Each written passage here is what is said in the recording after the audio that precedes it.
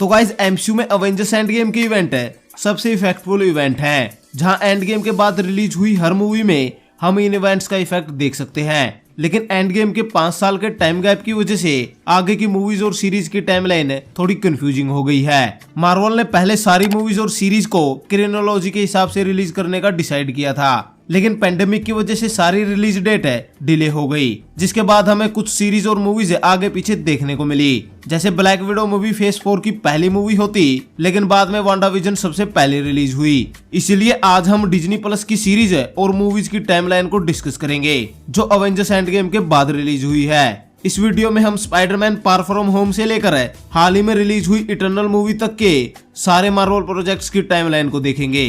तो सबसे पहले बात करते हैं वांडाविजन की। अवेंजर्स एंड गेम के जस्ट बाद वांडाविजन के इवेंट होते हैं, जहां वांडा मैक्सिमम स्नैप से वापस आकर 3 वीक बाद विजन की बॉडी लेने स्वॉर्ड बेस में जाती है। जहां जब उसे बॉडी नहीं मिलती तो वो उसी दिन वेस्ट व्यू में जाती है और वहां पर हैक्स को क्रिएट करती है, जिसके अगले दिन वहां की लोकल पुलिस को हैक्स के बारे में पता चलता है और तुरंत ही वहां एफबीआई से जेमी हू और स्वॉर्ड की तरफ से कैप्टन मोनिका रैम्बो आती है। और जब मोनिका रैम्बो हैक्स में चली जाती है तो अगले दिन स्वॉर्ड एक टेम्परेरी हेडक्वार्टर वेस्ट व्यू के बाहर बना देते हैं और टेम्परेरी बेस बनने के अगले दिन मोनिका रैम्बो हैक्स के बाहर आ जाती है और फिर अगले 3-4 दिन के इवेंट के बाद वांडा हैक्स को परमानेंटली क्लोज कर देती है। यानी ओवरऑल वांडा विजन के इवेंट एंड गेम के 3 वीक बाद शुरू होते हैं और लगभग 1 वीक तक चलते रहते हैं। अब वांडा विजन के फिनाले एपिसोड में एक पोस्ट क्रेडिट भी था, जिसमें वांडा किसी पहाड़ी लोकेशन में रह रही होती है। अब ये सीन किस टाइम का है ये कहना थोड़ा मुश्किल है, लेकिन शायद जब वांडा ने वेस्ट व्यू को छोड़ा हो तो वो सीधे यहाँ आ गई हो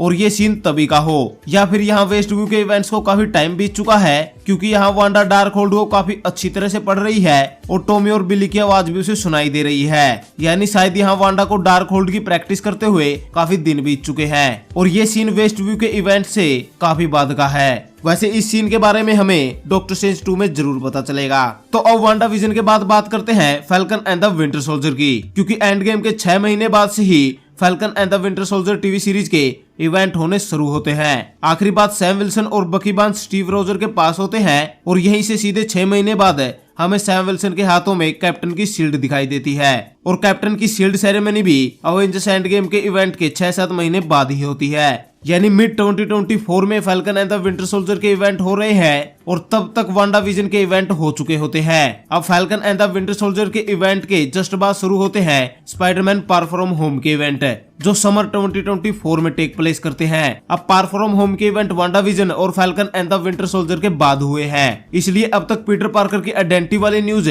हमें इन सीरीज में नहीं दिखाई गई। अब समर 2024 में अकेली फार फ्रॉम होम मूवी के इवेंट नहीं है, इस टाइम पर शैंग-ची और इटर्नल मूवी के इवेंट भी हो रहे हैं। शैंग-ची समर 2024 में ही कई सालों बाद अपने फादर से मिलता है, 10 रिंग्स को समझता है और अपनी माँ के गांव के बारे में जानता है। अब शैंग-ची मूवी में कई इवेंट लेट 2023 के भी है, जहां जब शैंग-ची यूएस में वेटर की जॉब कर रहा होता है तो वो टाइम लेट 2023 का होता है और जब वो अपने फादर से फाइनल फाइट करता है तो वो टाइम समर 2024 का होता है। अब अगर बात करें इटर्नल्स की, तो वैसे तो इस मूवी में अलग अलग टाइम के बहुत सारे इवेंट दिखाए गए हैं, लेकिन जब ग्लेशियर पिघलने की वजह से डेवियंस बाहर आ जाते हैं और वो दोबारा से इटर्नल्स पे अटैक करते हैं तो ये टाइम समर 2024 का होता है और जब सेलेस्टियल इंडियन ओशन में बाहर निकलता है तो वो भी टाइम समर 2024 का होता है। अब अगर आपने ध्यान दिया हो तो जब स्पाइडरमैन की आइडेंटिटी रिवील होती है तो वो टाइम अराउंड 2024 के अगस्त या सितंबर महीने का है और अब तक फार फ्रॉम होम के अलावा जितनी भी मूवी रिलीज हुई है वो इस टाइम से पहले या फिर इसी टाइम की है और इसी वजह से इन मूवीज में स्पाइडरमैन की आइडेंटिटी वाली न्यूज नहीं दिखाई दे रही।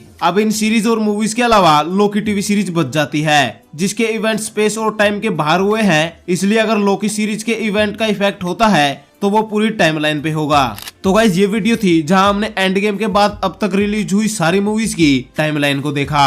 अब आने वाली सीरीज होकाई की टाइमलाइन एंड गेम के बाद की होने वाली है और मोस्ट प्रोबेबली वो फार फ्रॉम होम से पहले ही टेक प्लेस करेगी। इसके अलावा नो वे होम की स्टोरी वहीं से शुरू होगी जहां फार फ्रॉम होम में एंड हुई थी, यानी समर 2024 से। सो अब इन दी एंड अगर आपके पास में कोई भी डिटेल या इन्फॉर्मेशन है इस वीडियो से रिलेटेड तो वो हमें कमेंट में जरूर बताएं और अगर आपको हमारी ये वीडियो पसंद आई तो इसे लाइक और शेयर जरूर करें। ऊपर से इसी तरह के सुपर कंटेंट के लिए हमारे चैनल को जरूर सब्सक्राइब करें। Thank you guys, this is Vicky Seemar and you watching the Vicky सीमार।